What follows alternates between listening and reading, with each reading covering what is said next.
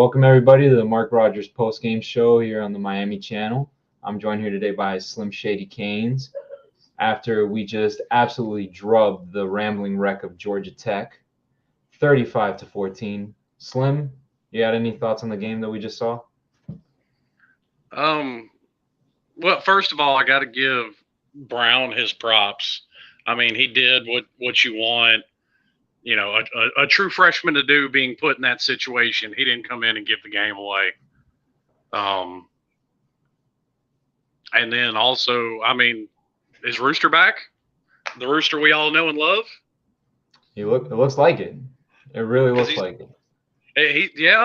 He's starting to look like it. He's got a handle on the ball, and he's starting to run like he used to.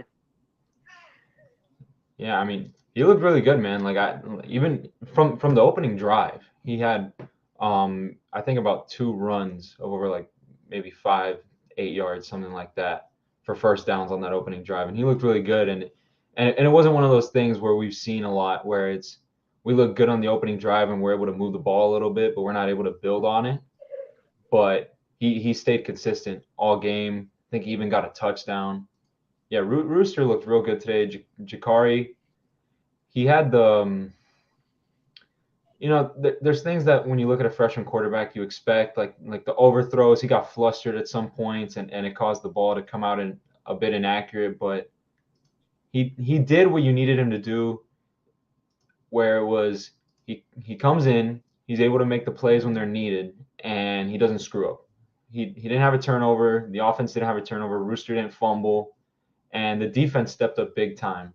I mean, we bent a lot, but the big thing is keeping them out of the end zone, and we did that really well, where they only scored at the end of the half, and then they had a garbage touchdown at the end of the game. Yeah, I think there was less than a minute left when they got that second touchdown. Yeah, and we had stopped them on 4th and 12, but then the refs called a flag for personal foul, and it was just just end the game. Well, I mean, bad calls are built into every game. They just are. Yeah. That's just a fact that everybody's got to deal with about football. It honestly, it kind of reminded me of it.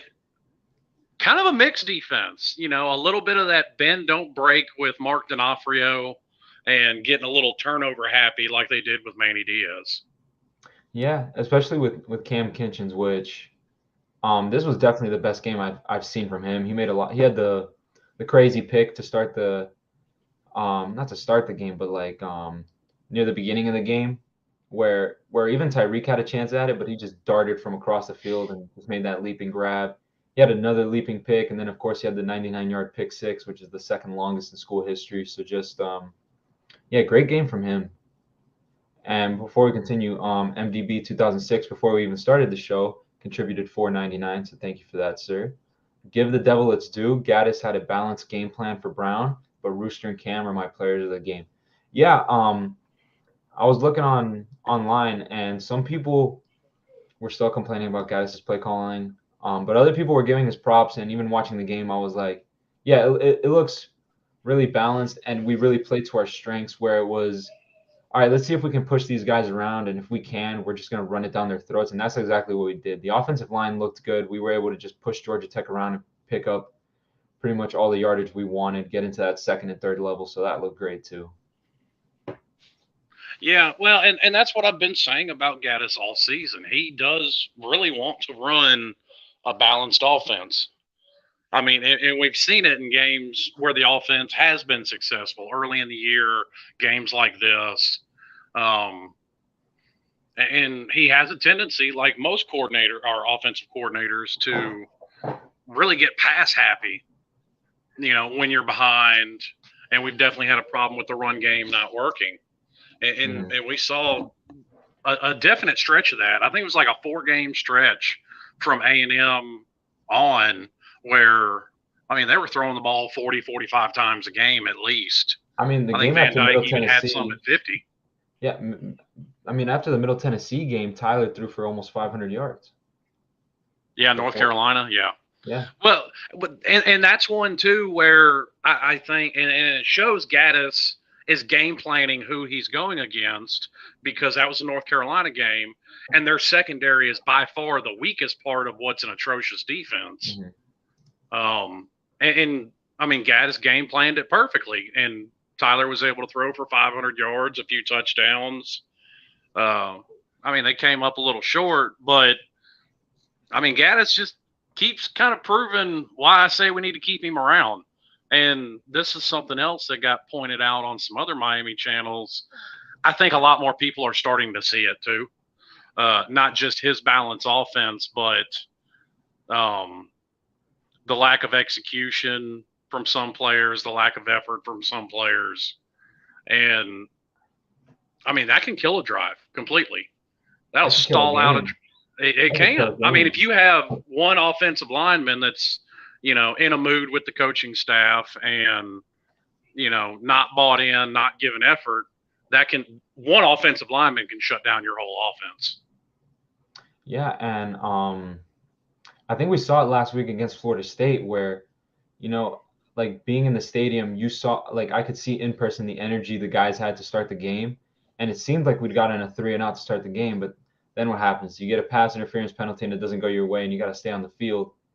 And it's kind of crazy, but it just seemed like they gave up after that first drive. It's like, okay, you didn't get a 3-and-out to start the game, but it's still early, man. Like, come on. Like, it doesn't have to be a 3-and-out every time, but still, like, at least give the effort and try to get the stop. And it just seemed like they didn't. Yeah, and that goes to the mental toughness aspect that Mario keeps preaching that's got to be built. Not just the physical toughness, but the mental as well. Yeah, and another thing I'll really say is it seems like with Josh Gaddis, Ja'Cory Brown is really the quarterback that fits his system really well. Like it seemed like he was really comfortable with the plays he was calling with Ja'Cory there. And it seemed like the whole team fed off the energy that Ja'Cory brought because, like we always say, the backup quarterback is everybody's favorite player on the team. And whenever a backup comes in, there's always a little spark that's lit, at least a little bit. And it seemed like that spark was there to start the game, and it carried through the whole way. Well, I don't know if it's, and I mean, you may be right, but here's just another perspective on it. Maybe it just works better with Ja'Cory with how bad the offensive line is, because he's obviously the most mobile quarterback we have, without a shadow of a doubt. So he can get away from and kind of mask some of the problems with the offensive line until they've got it better. Yeah, I mean, there was the 23-yard completion he had to Frank Ladson where it seemed, if that's Tyler or Jake back there, that's probably like a sack or maybe like they're able to throw the ball away. But he was able to run around, buy himself some time, and then Frank Ladson got open and he delivered a strike for a first down. That's just something that those other two guys, they have their own talents, but that's something that they just don't have that they can do. And Ja'Cory was able to do that. And there was a few plays that he was able to get. Oh, and I lost Slim. So that's great. All right. Well, yeah, as I was saying, I was going to say this too. I actually have the link for the show. So if anyone wants to hop on, I just posted it there in the chat. And yeah, but like I was saying, Ja'Cory Brown, I think he had a great debut today. Let me look at his stats real quick. He had 136 yards passing with 3 touchdowns. One of the touchdowns was underthrown, but Colby Young was able to make a play on it. And he also added in 87 yards on the ground. So like I was saying, his scrambling ability, the ability to get out of the pocket and just make plays with his feet, extend plays. It's really exciting to see what he'll be able to do in the future. And I don't know if TBD is going to be starting, or rather I say healthy next week for Clemson, but I honestly, with the ability that Brown shows to scramble, it could be pretty good to put him out there and see what he can do against that Clemson D line. Same guys that said Jay Brown wasn't ready. I don't think I ever really said that Ja'Cory Brown wasn't ready, but he was just very raw. At least that's what I've always thought of it. I always knew he had talent, and and he was really good in high school. But we saw it today where he needs to work on the accuracy and he needs to go out there and really improve as a passer, even though he did, like, he's a quarterback. Like, we know he can pass the ball, but really on those deep shots, he overthrew Restrepo at one point. He overthrew, I think, Ladson on a deep shot by like a mile or something. So he has a cannon, he has an arm. There's no denying that with Jakari, but he just needs to get out there and work on it. And he's a freshman, so you're not going to ride him about it. Some of the incompletions, you're not going to ride him about it because they're freshman mistakes. It wasn't anything egregious that can't be fixed. And yeah, I also want to kind of pivot now and talk about the defense a little bit. I already touched on it that we were really bend no break, but I think we got some good pressure up front at some points. It looked like a little bit there that Zach Pyron was kind of getting in a groove, but we were able to shut him down with the 3 picks. And, I don't really think we gave up any big plays all game, which is a big improvement from what we were seeing before. So, yeah. Let me see what everyone else here is saying. Gaddis can run a good offense if and only he is loaded with 5-star players. Good offensive coordinators can scheme open players, even if they aren't significantly more talented. That's not a good coordinator. I mean, yeah, it's a lot easier to run any system with 5-star players. But I get what you're saying. But then you also have to look at the fact of how injured we've been this year. Tyler, starting quarterback's out. We're down to 2 scholarship running backs. We've had wide receivers suspended and injured all year. We came into this game with only 7 scholarship offensive linemen and 5 play on the field. So if someone goes down with an injury, that's a problem. But then again, that's why cross-training is so important. And Mario Cristobal brought that up, and he did that all spring and fall. And Slim's back. Sorry about that. Technical difficulties. No, you're good. I was just running it for myself for a little bit there, but anything. I was just talking about this comment here that I have up. Anything you want to say about that?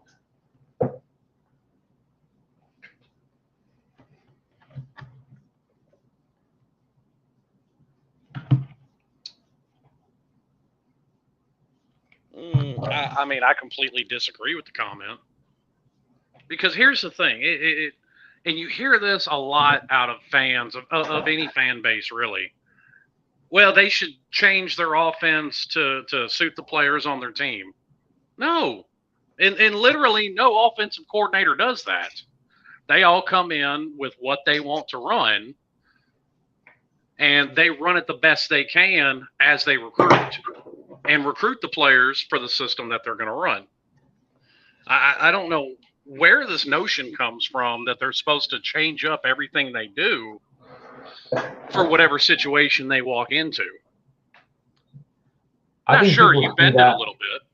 I think people see that more where, like, the example they bring up a lot is, well, Nick Saban was able to adapt to the modern game. And it's like, yeah, well, Nick Saban's the head coach, and he didn't, and he's not an offensive guy. He's a defensive guy, and he brought in an offensive coordinator that can change up with the new era of college football, which is something that I'm always seeing brought up, but that's different. Josh Gaddis runs that very balanced power spread type offense. Yep. Which is the dominant offense in the NFL. Not just in the NFL, but in college football. Look at Georgia. Look at Alabama, which, I mean, I don't look at LSU. LSU runs almost an exact same playbook as we do, and they just beat Alabama with it. So this notion that it just doesn't work, well, LSU just proved it worked. And this notion that, they got South Florida talent, that's different. Alabama's running the same thing with South Florida talent. Mm-hmm. Georgia's running the same thing with South Florida talent. Clemson's running the same thing with South Florida talent. So why can they do it here and not over here? Because they've been there for years and because they've been able to establish it. And, we're only, what are we? We're 5-5 now. We're 10 games in, Yep. And people are already saying, screw it. It's not going to work. Like, no, guys, like this. Slim, you've said it multiple times, and I'm just going to repeat it. This is exactly why we're in the predicament we're in. We just run people out of town at the first sign of trouble, and that's not how that works. You got to give people time, and you got to let them establish what they want to do. I mean, if this was 15 years ago, and we're only a few years removed from Larry Coker, yes, somebody can come in and can establish more success faster. We're too far into the process because we keep continually running. And I can't early on. I can't put it on the fan base because Randy Shannon didn't get the backing from the university that even Mark Richt got, much less Mario Cristobal. So he didn't have the budget to keep guys. So he was done from the word go. Al Golden had the NCAA parked on his front porch literally the day after they hired him. So he couldn't do anything. Let me just address this with Sean. Georgia, Bama, LSU. Look at Wake, TCU, SMU. Anyone can run a good offense if you have much better players. Well, you named 3 teams there, and those are the last 3 national champions, if I'm not mistaken. So I'm just going to leave it at that. Yeah, I mean, except for Wake, but Wake is, kind of a gimmicky offense. It's a mix between a mesh and an RPO offense, so it's something people haven't seen. Yeah. Now, a couple of those, look at Wake, look at Tennessee, look at UNC. Great, those are good half of teams. Okay, they might get as far as Oklahoma at their peak. Get blown out in the first round of the playoffs every year. I mean, look, we took Rhett Lashley's offense up against Bama last year, and I've said it before and I'll say it again. Bama knew everything we were doing, and they said they knew everything we were doing. Well, I mean, Rhett Lashley didn't run anything special. He ran an up tempo RPO. That's all he runs is an RPO. And an RPO can be even more dangerous when you have a dual threat like De'Aaron King, but everybody knew everybody saw very quickly how limited De'Aaron King was. Yeah. I mean, it would have been very interesting to see what last year could have been if De'Aaron King was fully healthy when he started and we never got to see Tyler. Like, I don't know. I don't want to get into that, but I'm just putting that comment out there. Yeah. I mean, I still don't think we would have beat Alabama, but. Oh, no. That's no. And then Bye Bosworth says, Miami's back to work. Let's close strong, weed out the mental midgets, bring in a great class in 2023, and hit the transfer portal hard. Yeah. I definitely think they're going to do that anyway, because I've talked with other people, on and off the air, T2I among them, and all of us are pretty much of the same mind that there's going to be maybe as many as a 40-player roster turnover in the offseason between incoming talent and transfers. Yep. Someone asked Gabby Arudia, who works for Inside the U over at 24/7. They asked him on the message board there, and they're like, "Oh, do you see around like 20 players leaving?" And he was like, "Bro, more. People are leaving." And Keyshawn Smith didn't even play today. I'm not even sure he was on the sideline. Wasn't it his mom that got all mad on Twitter? Mm-hmm. Yeah. Hey, okay. I mean, if you want to get mad because a coach is going to be brutally honest with you, okay, take your ball and go home. I wish you the best of luck. Mario getting talent is not going to be the problem going forward. No. I mean, it's just not.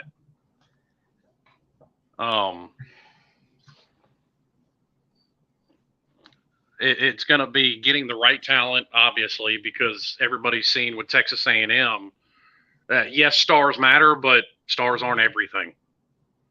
Because you can have every 5-star in any given class. That doesn't mean that they're all going to play well together. Yeah, I mean, look at after the 2017 season, that 2018 recruiting class, it was number 8 in the country. We had a 5-star running back, Lorenzo Lingard. We had a bunch of 4-stars, a bunch of kids that everyone thought were going to be great down here, and most of them have transferred out or haven't amounted to anything. Why? Because of instability and just overall bad player development. You can sign the number 1 recruiting class 4 years in a row, but if you can't develop those players, you're not going to do nothing. 2008, we had the number 1 recruiting class. Yep. We didn't do anything. The peak of that recruiting class was going 9-4 in 2009. That was it. I remember that. And now Ja'Cory Harris is a firefighter, and I saw him on a commercial for some health bar. Yeah. I thought that was kind of funny. I was like, I had seen him, and he looks completely different. It's kind of funny. Yeah, I heard him. I heard him when he went on OBB, and he sounds like he's doing good. Yeah.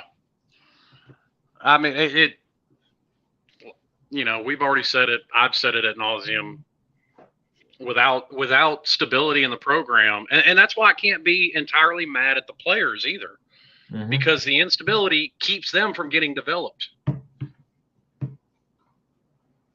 Because you're constantly bringing in a new coordinator with a new way of teaching things, new terminology, new everything.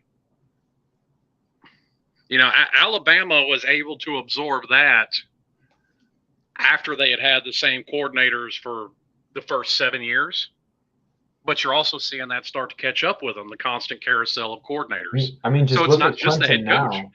Just look at Clemson now and the issues they're having with their defense. Like, everyone thought this Clemson defense was going to be absolutely insane and just hold people to like an average of like 7, 8, 9 points. Like, okay, I'm exaggerating, but we thought this was going to be an all-world defense, and they've given up points in some games. Well, Wake Forest, you kind of expect. I mean, Wake Forest scores. But if you listen to some Clemson fans talk about it, like some of them that I'm friends with, I mean, they kind of expected what they're getting in terms of,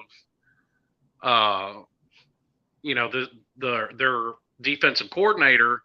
He's been Brent Venables' right-hand man going back to when he was at Oklahoma, but he's never called plays before. And that's a whole new ball game. So they have some growing pains with him as far as calling plays. Yeah. And then Bye-Bye Bosworth said, would be nice if Miami could beat Clemson and end their home win streak. I mean, yeah, I feel like I don't think we'll beat Clemson. You're going to be there, Slim, so that'll be fun for you. I will be there. And yeah. You're going to steal that. You're going to steal that stupid fucking rock. Oh, yeah. The rock's coming with me. And then if they can end their home game win streak, that would just be icing on the cake. Are you going to storm the field as Nacho Libre? I will, especially if they win the game. Oh, yeah. Oh, God. But like great. I said, I'm not going to bet the mortgage on that because the chances of that are definitely low. But, I mean, Clemson – and Clemson's not the only one. This is one of the first years in quite a while, probably going back to somewhere around probably 2007, to be honest with you, where there just isn't a clear defined this team's ahead of everybody else. Because that's kind of shifted from week to week. I mean, everybody's saying Georgia right now, but a few weeks ago it was Ohio State, and now everybody's making fun of Ohio State because of the Northwestern game. Clemson looks vulnerable. All of them look vulnerable. I mean, Bama just went down to the wire with Ole Miss, 30-24. Yep. They look like they're about to lose. And Ole Miss is a very one-dimensional team. I mean, they can run really effectively, but that's about it. They do not have the passing threat that they had last season. This has definitely been one of the more interesting years as a college football fan. Like just starting the year with Kansas going 5-0. Like, well, that's why I made the comparison to 2007. Yeah, because they almost went to the national championship. They did. Kansas was the number one team in the country for a time back then. It looked like it was going to be. It looked like it was going to be Kansas against West Virginia, two teams that have never sniffed a national title. Yeah. And MIA Canes asked, does TVD start against Clemson? Well, it just depends how it's feeling. Yeah, I mean, I think the whole reason TVD started against FSU is because they didn't really know what they had with Jakari, and they knew what they had with Jake, and it wasn't going to be good. Well, I mean, unless he was medically cleared to play, Mario wouldn't have put him out there. Yeah, and I don't think they're going to just rush him out there again, especially not just a whole, if he's medically cleared or not, but just from an optics standpoint where it's like, dude, you rushed him out against FSU, and then now you're going to rush him out there against Clemson. I think also optics comes into that. But I'm not even sure they rushed him out there against FSU. I kind of believe what Van Dyke said as far as he was feeling good pregame. But there is a big difference between throwing passes in practice, because, I mean, let's not forget, quarterbacks don't get touched in practice, to all of a sudden, now you're getting hit. Even if they're not sacking you, you're getting hit every other play. No, yeah, and no, but what I was saying is just I don't think Mario rushed him out there, but that's kind of like the storyline everyone ran with, where it's like, oh, Mario rushed out Tyler Van Dyke, and then now that's just gonna be the same thing. Oh, they're rushing out Tyler Van Dyke again, and I think Gaddis feels comfortable with Jakari. It's definitely gonna be a different environment. It's different playing in half empty Georgia Tech, where like 25% of it was filled with there was a lot of Miami fans there. I don't know if you saw the screenshots on Twitter, but there's a difference between that and then going into Death Valley against the top 10 ranked Clemson Tigers. Yes, those are definitely two different cans of worms completely. I mean, I hesitate to say that, how effective they're going to be, even with Van Dyke, moving the ball against Clemson, because that's still that front seven for Clemson can wreak havoc. Mm-hmm. And that just really plays to our biggest weakness, in my opinion, on this team, which is the offensive line. You're able to get away with it with Georgia Tech because, let's be honest, it's Georgia Tech. The Ramblin' Wreck. Yeah. But, going ahead a week to Clemson, I think Jakari can definitely give you an edge. Mm-hmm. Going into that Clemson game because of his mobility. It's just something that no other QB on the roster really offers. Like TVD can move a little bit, but he's pretty much a statue back there, and Jake is. Well, I mean, he's far from a statue. I would equate his mobility to that of, somebody like Aaron Rodgers, can get away from pressure, can throw the ball on the run, which honestly is what I prefer in a quarterback. And I've gone back and forth with several people in the fan base on this.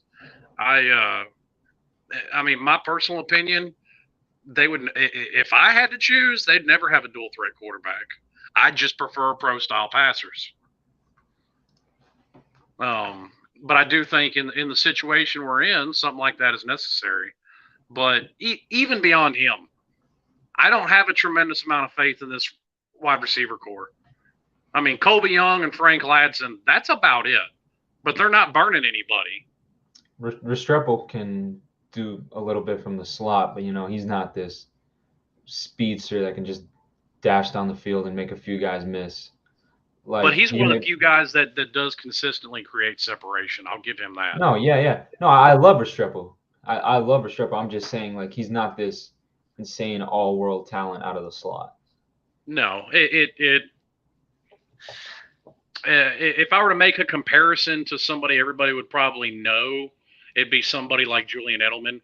Sure hands. Braxton Berrios. Okay, that's another one. Braxton Berrios. Sure hands. Not the speediest guy ever, but I mean, I'm sure Restrepo still probably runs 4.4, 4.5 40s. Hey man, so you put Restrepo on the Patriots and he will eat it up in the NFL. Yeah, and Ladson and Colby Young, both of them strike me as kind of like a Mike Evans type. They're gonna go up and get those 50-50 balls the majority of the time because both of them are 6'4", 6'5". Mm-hmm. They're gonna have an advantage against most corners. I mean, neither one of them are a go route threat to be wide open, but those guys can come down with the ball, and I mean, especially Young has shown the ability to break some tackles and get some yak yards. Young has also shown the ability to just make some crazy catches. He had the crazy touchdown catch against Virginia Tech where he was where the defender was literally like rubbing up all over him, and he just was able to come down with it. Yeah. Oh, Sean also said Brashard Smith. Brashard Smith had a good game today too. Brashard Smith had a few good plays out there. He made a few guys miss, especially on those screen plays. A couple jet sweeps and stuff like that. I like Brashard Smith. He did good today. Well, and I like him too. He just doesn't have the consistency that I would want to really consider him reliable. Yeah. And that may come because I mean he's shown flashes of it, and that's how it starts. Mm-hmm. If TVD sits the rest of the season and Jakari wins the last 3 games and maybe a bowl game, does TVD get the starting job back next season? Well, I don't want anything to be handed to anybody. I don't think it'll be handed to anybody. No. Especially with how Mario is, and this also depends on if TVD comes back, which I think he will, because I don't think he's shown enough this season. Like he really just has like 6 games of work from last year to show to the NFL, and I don't think he's going to transfer out. If any of the quarterbacks leave, I think it's going to be Jake. Jake was healthy, and they didn't play him today. They chose to ride with the true freshman and Jakari Brown. Well, I mean, not trying to cast any stones at anybody in the fan base or even at Jake himself, but I mean, Jake's kind of showed us what we're going to get out of him, at least for right now. Yeah. I mean, it is what it is. Tate Martell was a highly touted 4-star too. I mean, I saw someone pose that question on Twitter. Is Jake Garcia the new Tate Martell? Is that what's going on here? It might be. It really might, and I hope not. No, man. I don't wish anything bad upon him whatsoever, and I hope he stays and gets better. Yeah, Jacoby George is also really good. Again, basically the whole team, just more consistency. A lot of these guys show flashes, but if you're not consistent, I mean, you're not really going to get anything done. Right. And I gotta give props to the defense in this game as well. I don't mind at all, a bend don't break mentality with the defense. Because I mean, okay, you can throw up stats all you want about, we got this many yards or this receiver had this many catches. If they're not points on the board, who cares? As Shannon Sharp likes to say, it's all empty calories. Mm-hmm. I mean, that's how we won against Virginia, man. We gave up a few big plays, but we stuffed them on the goal line. Yeah, and I mean, if you're holding them to field goals or nothing, that's all you can really ask for. Yep. I mean, there's a lot of people eating some words about Kevin Steele's defense after this game. They look good. Yeah. And like Miami team said, go hit the like button, subscribe to the Miami channel here at the MarkRogersTV.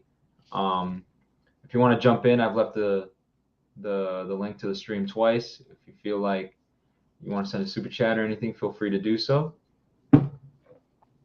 So yeah, you were saying?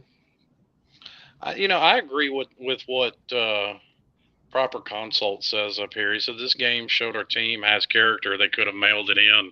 I mean, he's absolutely right. They could have. I mean, they could have been at 4-5. I've seen many teams just go into give up mode at that point. I've seen Florida State do it. I've seen the Gators do it, among others. The Gators did it last year. They didn't. Yeah, absolutely. They gave up like 50-something points to an FCS team. They did. That's why I said they can have all the fun they want to talking about Middle Tennessee. That's fine. We didn't lose to, FCS teams like the two of them have. Mm-hmm. We haven't reached their levels. And does losing the Florida State game suck? Absolutely. It sucks. Yeah, especially being there, man. Jesus Christ. But, I mean, it's one of those things. If you want to stop the downward trend of this team, let these guys do their work. They're all proven. They've all had success everywhere they've been. But people want to focus on, Kevin Steele gave up 70 to West Virginia in this game. Okay. That was 10 years ago. So, I've seen Randy Shannon give up a bunch of points in a game, too. He's still a great defensive coordinator. Yeah, didn't Butch Davis get blown out like 59 he gave up Syracuse beat us like 59 something. I don't even remember. Like Yeah, as a matter 98. of fact, that was the week before The they UCLA beat game. number 1 UCLA in '98. Absolutely. Yeah, Clemson game has the opportunity to kind of be that game, man. You can go in and say, hey, we lost to Florida State, we lost to Middle Tennessee. All this stuff happened. But, we got Clemson coming up. Let's shock the country and let's make people remember the 2022 Canes. Let's leave that legacy because they have the talent to do it. Yep. Clemson's not a world beater. Well, I mean, whether or not they will, no. I mean, whether or not they will, is up to them. Everybody's got to show up and give 180% for every play of that game. But it's not out of the. Upsets happen all the time. Yeah.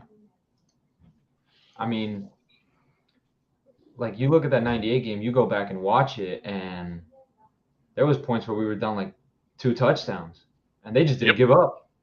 They didn't give up. And guess what? I'm not trying to say Jalen Knight and his Edgerrin James by any stretch of the imagination, but no. Okay, you can still beat Clemson. Got the talent. It's like we've seen a lot through this year that they would probably have at least 2 less losses with some more effort. Yep. Like I said, after the Florida State game, it seemed like after that first touchdown, they just gave up. I'm not going to say that they would have won the Florida State game. That's a toss-up to me every year. I don't care who's up, who's down, just the way it is. And almost the same way with North Carolina. North Carolina's kind of been the thorn in our side since we joined the conference back in 2004. I don't know why. It's just worked out that way. Even before Butch was there, North Carolina was just that thorn in our side. Didn't they upset us in 2004? We were like number 2 or 3 in the country or something like that? Yeah, we lost North Carolina the first year we were in the conference. Absolutely. Oh, yeah. Mike Williams said this. Yeah, Don Chaney might be available next week because Mark Cristobal said he's been looking better. And I think he's the best running back on the team. And I completely agree with that statement. I think he is as well. If Don Chaney were to have a hope of playing, I would say he would have had to have come into this game. I don't think you want to put Don Chaney in his first game back against Clemson. In that front seven. Yeah. I like him. I don't do that to him. Maybe now definitely he needs to get in because there's nothing like getting game time reps. Yeah, especially against that front seven. But kind of okay. You remember what was it 2 weeks ago? Restrepo was on limited snaps against Virginia. Yep. Okay, do something like that with Don Chaney. Give him a few touches. Maybe 5 to 7 somewhere in there. But that's probably all he really needs to do. Yeah. And then Clemson will play to stop the run because I don't think they will respect Jacurri's passing attack. That's definitely how you would scheme against this offense, especially what they showed today with Jacurri at quarterback. This is really – you look at Florida State, the film that we put out with Jacurri at quarterback, and then the film we put out this week, they're just going to want to load the box and be like, hey, this is a young kid. He doesn't really have the mechanics of passing down yet. He's not really that great passer yet, but he's great on his legs. He can make a few guys miss and get a big game. But here's the problem with that. With what Clemson has shown us this year, are they going to trust to put their corners out on an island like that? Because their corners have not been the most reliable part of their defense this year. All right, it's Clemson week. We beat Georgia Tech. It was nice. It was good. This was supposed to be potentially a top 10 matchup before the season, everyone was saying. Now we're 5-5. They won today, I think, and lost to Notre Dame last week. But, this is still a big opportunity for us to see what we can do against them. And Yeah, like I'm I assuming said, they won. They were up 24-7 last time I looked at it. yeah, I'm just gonna call it safe and say, yeah, they won 31-16 against Louisville. Okay. Yep, they won. They're now 9-1. You know, Yeah. this. Well, and I know a lot of people, and I've heard it all week. Oh, Clemson lost to Notre Dame. They're terrible. No, Clemson's not a terrible team. No, no, no, no. And to be honest with you, especially with the playoff format, I would rather go into it with a loss and I'd feel better about it. If you're one of those elite teams, and Nick Saban has said this definitely over the years, it's one of the main reasons it's so hard to go back to back is if you're bringing back a lot of that same team, it's hard to get them up for some of those games because it's just a mentality in the player's mind. Oh, we're national champs, we should be able to cruise this year and do it, and it just doesn't work that way. You So definitely that's saw it why with actually O2 I think Miami. Clemson with a loss is, yeah. Well, They had a few close games. I'm not saying like O2 Miami was like a bad team or anything. They obviously went to a national championship, and not going to get into it, but they should have won. But well, you and definitely I've saw it where heard there was this a few from close Miami games. fans. I've heard this from Miami fans forever. And you can blame the refs for that game all you want. That game never should have been close. Remember how we were in 2017? They Yeah, were how winning every Ohio State game was. by 1, 2, 3 points. Yeah, that was Ohio State in 2002. Yep. They should have been blown off the field in regulation. So that pass interference never should have mattered. But they let them. Jimmy Johnson said it, and it was put on that documentary. Never let the game go into the hands of the referees because they will screw you over every chance they get. It is what it is. I mean, I spent a lot of years watching and actually boxing myself, and I've seen judges screw people over left and right all throughout my life. Don't leave it in their hands. You don't have to worry about it. Mm-hmm. But they didn't today. They took care of business today. No. Today we definitely showed up. There was a few points where we couldn't really punch the ball in the end zone, but then during that fourth quarter, we just lit it up near the end. Well, not lit it up, but we put up 14 more points on them, and then Cam just took that son of a bitch back to the house. Yeah, so the defense put up 28 of that 35. I mean, offense put up 28 of that 35. Yeah. I mean, that's not bad. I mean, it really isn't. And there's something to be said. You don't need an offense that puts up 40, 50 points a game. It's fun. If you can get one out of your defense. I don't expect them to be 2002 Tampa Bay and the defense putting up 21 points a game. But I mean, getting a defense to the point where you can expect a pick six or a scoop and score out of them. I don't think that's asking a whole lot. Mm-hmm. Yeah. Also, this is an interesting question. What do you think the line is going to be for the Clemson game? Not much. Ooh. Not much at all. I mean, Florida State was 9.5. It opened at 9.5. Clemson in their last two games has only been favored by like a touchdown. Clemson's not a big favorite against much of anybody. Oh, what's up, Wholesome? Yeah, it was a great win. It was. Yeah, it's Georgia Tech, but I'm not mad about it at all the way this team's going. I mean, it was a bad team. We were the more talented team, and yeah, they were favored, but we went in there and we did what we were supposed to do, and we handled them. There was never really a point where I was worried. I mean, and if it's a mentality thing with the team where, they're getting fired up because they're underdogs, okay, put them as an underdog in every game. Hey, I'll take that if it gets to win. Or stop looking at it and assume you're an underdog and play as such. Mm-hmm. Yeah. Also, I was actually going to say 8.5. I was going to say 8.5 around that. Maybe 9.5. I actually like that. Yeah. I like that 8.5, to be honest with you.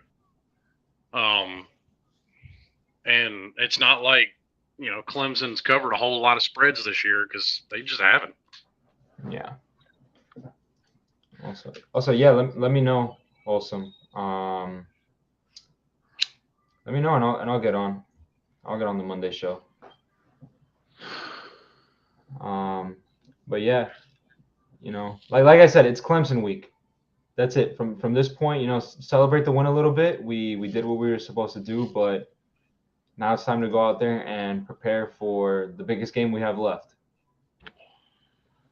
Yeah, I mean, maybe end this year on a 3-game win streak, go to a bowl game. How great would that be? You start the game, we start the year the way we did, and we come out here, finish 7-5, beat Clemson in Death Valley, end their home game win streak. That'd be pretty good. And I once again, I cannot stress this enough. Win your bowl game. Miami has. I'm not going to call it abysmal, but I mean, they have a below 50% record in bowl games. They need to, and that I think can help.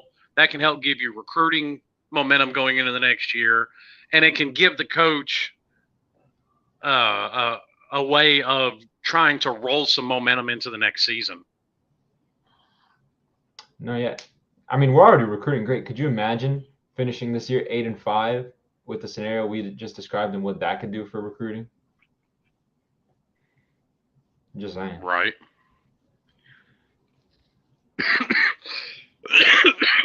Excuse me. But yeah, I mean, like I said, I'm not expecting to beat Clemson, but this would be the ultimate fantasy scenario.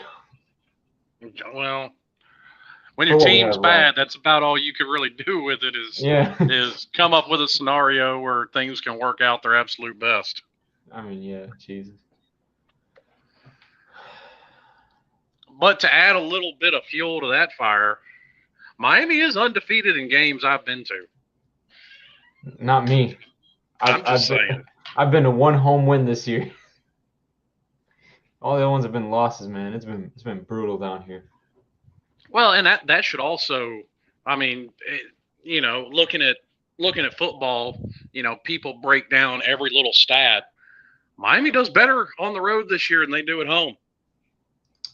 Yeah, we're 3-1 on the road. And hold on, let me count it. We've beaten Bethune and Southern Miss, and then lost to MTSU, North Carolina, Florida State. Is that right? I feel like I'm missing one. A&M. No, A&M was on the road, though. I'm counting home wins. Oh, okay, home. Okay. So we're like 2-4 at home. I know we've only won 2 home games, but we're 3-1 on the road. Yeah. Holson was asking who do we want to play. I'm guessing he's talking about the bowl game. Yeah. I mean at 7-5. I mean, Florida would be fun. Fun. I'd have to look at the Florida, and you know what? That might be a possibility because Florida has got.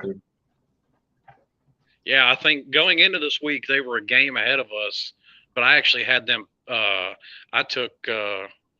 bet on South Carolina in that game. Yeah. Yeah, Florida would be one. The one I really wanted is one. Was in the beginning of the year. Wholesome brought it up. Where it was like playing Penn State and Manny Diaz in the Orange Bowl. That would have been. Imagine the storylines on that one. Yeah, but I mean, talk about how the season has unfolded. Do you want to go against that? Well, not even that. Do you want to go against that defense? That defense is on point. Nope. I'm okay. I'm okay. I'm all good. We're not Michigan. We're not going to put up 400 yards rushing on their ass like they did, but. Well, and look, Michigan didn't pour it on them until the fourth quarter. That was less than a touchdown lead Michigan had going into the fourth quarter of that game. I mean, Penn State was leading Ohio State into the third, and it may have even gone into the fourth before Ohio State finally took the lead. Yeah, they put up – I think Ohio State won like 44-24, something like that. But he had him at like 20 points going into the fourth quarter or something, and one of those touchdowns came off a pick six, so it wasn't even on him. Yep. No, can't put that on him. And I And he's mean, not. it's Ohio State. So, I Yeah. mean, even if they put up 30, that's an electric offense. Yep. I had them winning the national championship before the start of the season, and honestly, that could happen because, like we said, no one's really that much ahead of anyone else. Like Georgia looks like the number one team in the country right now, but they're not unbeatable. They almost lost to fucking Missouri. And Kent State. They did not look good against Kent State at all. Oh yeah. So, like I said, nobody's looking like Superman this year. And So that's I when think it's college going to. football is the most fun. Like honestly, that's when it's really the most fun. When it's really like, man, anyone out of these like 4 or 5 teams, right? Michigan could win it. We don't know. It could come together for them at the perfect time. They've got a good defense. The rushing attack is really great. JJ McCarthy's not filling it up. Michigan's season hangs on them beating Ohio State though, because their Yeah. out of conference schedule is so bad Mhm. that one loss they wouldn't have a shot at getting in. Oh no. But they've handled everything they've needed to do so far in the Big Ten. I mean, you just play who's in front of you. And yeah. And that Michigan Ohio State game is going to be really fun to watch. I saw the one last year and I was really happy when Michigan beat those stupid fucking Buckeyes. Sorry, Mark. I know you're a fan, but I can't stand them. Well, I guess it was just as much fun to watch Oregon beat them at the beginning of the year then. Oh yeah, that was great. I forget where I was, but I just looked down on my phone and it was like upset alert. Oregon is up on Ohio State in Columbus, and I was like, what? That's another team that's going to have a legitimate argument, I think, at the end of the season to get in there. They're number 6 right now. They're right there. All it takes is one team in front of them slipping up. Yep, and that's what I point to consistently this year, and show people because that would have been Mario's team this year. Yeah, I mean, someone posted a clip of their offensive line, and it was just like, wow, look at how well coached Oregon's offensive line is, and this, and that. And I was just thinking, like, yeah, that's because of Mario. That's where we're hopefully going to be within the next 3-4 years. Well, that defense is playing on point too, and that's a lot of that's got to do with Mario. Yeah, I mean, Joe Salavea down up there, he was able to develop Kayvon Thibodeau, which, yeah, he was a 5-star. But like we said, you can get all the 5 stars in the world, but if you can't develop them, they're not going to do nothing. And he went in the first round of the NFL draft, Kayvon Thibodeau. It's just one of those things that takes time, and I think we after this game, I think we can all see how it can go once they have everything established. Mm-hmm. But it's like I keep pointing to all throughout this year. I think they're just simply having to do the best they can this year with what they have. And it all kind of came together today. Because I'm not going to – I mean, yes, we're more talented, but I'm not going to say that Georgia Tech or Miami is light years ahead of Georgia Tech as a football team. I mean, we had the same record. Yeah. And they actually had a better conference record than us until today. Some people thought we weren't even going to win this game. Some people thought we were just going to lose these last 3 and finish 4-8. That we were going to reach Florida levels. Well, even if it ends like this, because Pitt's a tough team, you know, I'm not going to take anything away from them. They are. Oh, yeah. They always play really tough.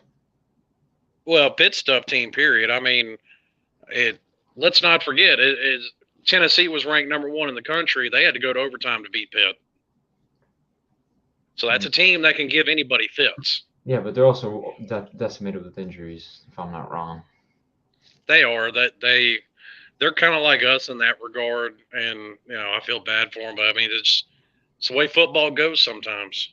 Yeah. I mean, I would have watched Tampa win back-to-back Super Bowls if it wasn't for injuries. It's just the way the season goes sometimes. Yeah. Also, MIA Canes, I'll be glad to inform you that right now Washington is up on Oregon 7-3, and Washington is on the Oregon 8-yard line, threatening with another score. So let's go Huskies. I mean, I'm all for, hey, let Oregon win. That kind of proves my points. So, I mean, plus, I don't it's care. good to see a guy that, in Bo Nix that was.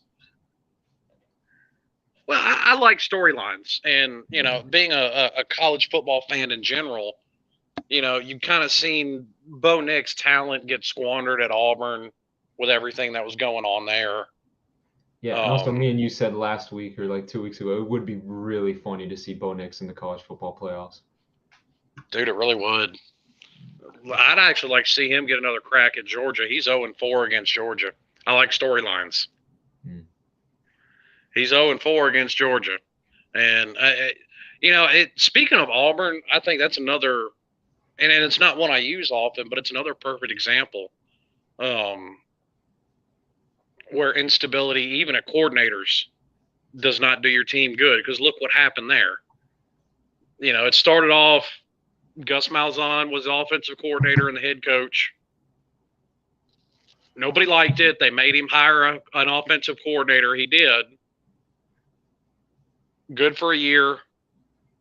Not so good the next year. Fires offensive coordinator. He goes back to being coordinator.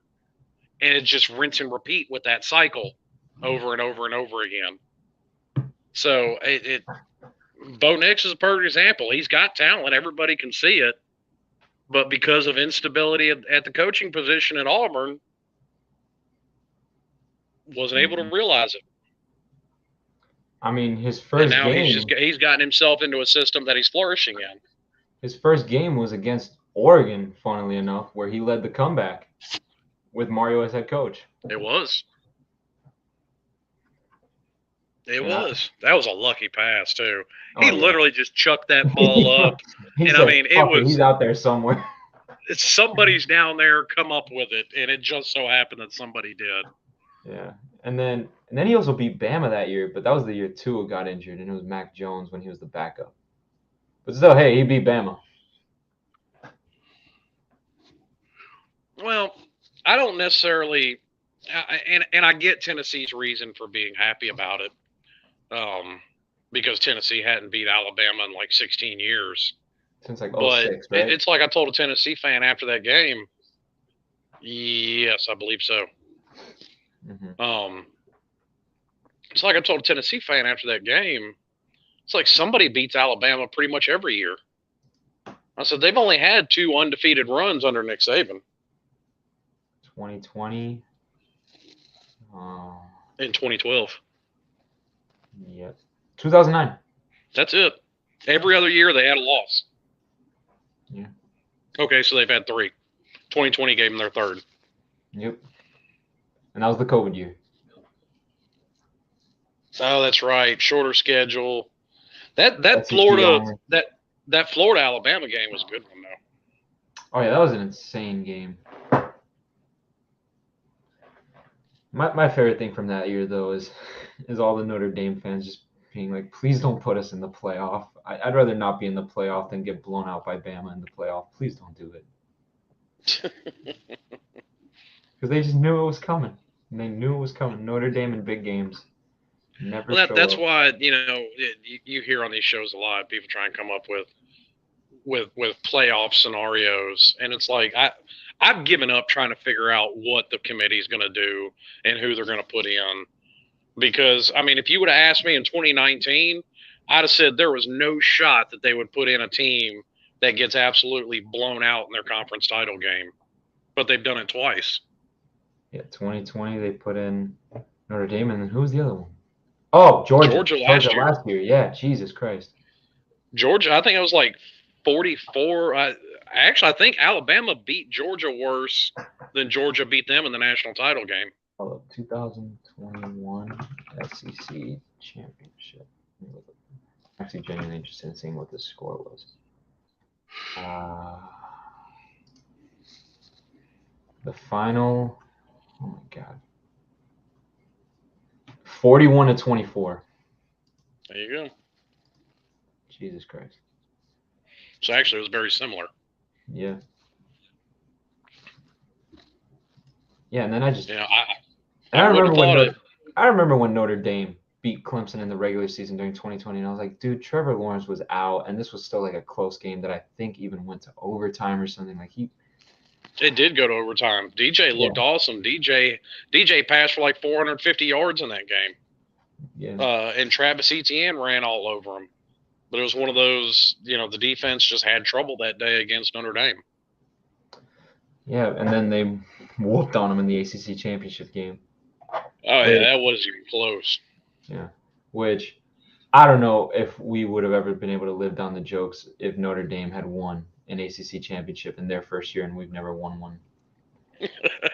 But thank God that didn't happen. The only time I've ever like actively rooted for Clemson, I'm just like, please don't let these assholes win this. I mean, we still have more conference titles than Florida, so that's all that matters. Yeah. And then some Florida fans going to come in here and say, yeah, well, we have the same amount of ACC championships, so what? Yeah. And then I point to the national championships and say, fuck you. All right. Well, I think we pretty much covered everything. I think that was a pretty successful show, except for about 2 minutes there where you bugged out. Yeah, sorry about that. Something went stupid for a minute. No, you're good. I was able to touch up on some stuff. Someone sent in a super chat that I read for $2. So yeah, thank you to everyone who tuned in tonight. Thank you to Slim for joining me. Thank you for everyone who contributed with their super chats. MDB and Mr. Prime, very much appreciated. And yeah, so like I said, the final was Miami 35, Georgia Tech 14, and this is it. Good night, everybody. Later, all.